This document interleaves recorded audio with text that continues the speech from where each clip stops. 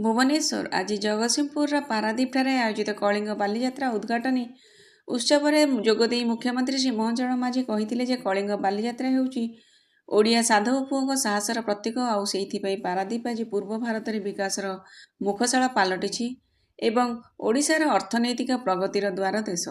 ओडिशा को पारादीप माध्यम किभली समृद्ध कराजिबो सेथिपई मुख्यमंत्री पारादीप को ग्रीन हाइड्रोजेन हब हेबो बोली घोषणा करथिले। या सहित से कहिथिले जे पारादीप को पर्यटन केन्द्रस्थली करिया पे मंगला नदी रे क्रूज टर्मिनाल निर्माण हेबो एवं राज्य सरकार एथिपई 500 कोटी टंकार अर्थ व्यवस्था करिसेंती।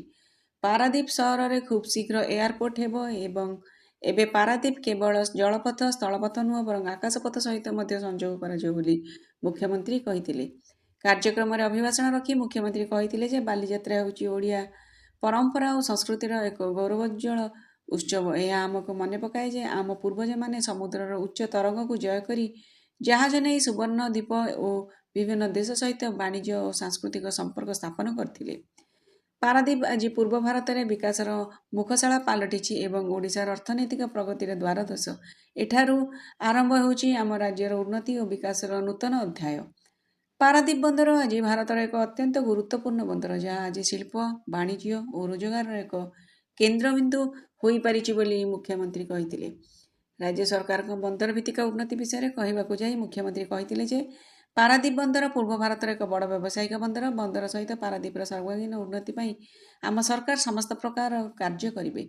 पारादीप को केवल शिल्प समृद्ध अंचल नुहे, पारादीप रे ग्रीनफिल्ड विमान बंदर प्रतिष्ठा, भुवनेश्वर खोर्धा जटणी कटक पारादीप पुरी को नहीं एक महानगरी विकसित करने, शिल्प कॉरिडोर प्रस्तुत करने, पारादीप बेलाभूमि को पर्यटन विकास उपयोगी करने इत्यादि अनेक योजना आरंभ रही।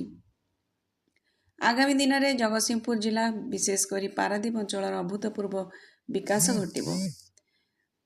कार्यक्रम जगतसिंहपुर सांसद डॉक्टर विभू प्रसाद तराई, तीर्तोल विधायक डॉक्टर रमाकांत भोई, पारादीप बंदर कर्तृपक्ष अध्यक्ष श्रीयुक्त पीएल हरनाथ प्रमुख मंचासीन थिले। उक्त कार्यक्रम में जिलापाल श्री जे सोनाल स्वागत भाषण देथिबा बेले आरक्षी अधीक्षक अंकित कुमार वर्मा धन्यवाद देथिले। कार्यक्रम में जिला सूचना और लोकसंपर्क अधिकारिणी श्रीमती प्रतिची तनया महांती मंच परिचालना करथिले। समृद्ध ओडिशार रजत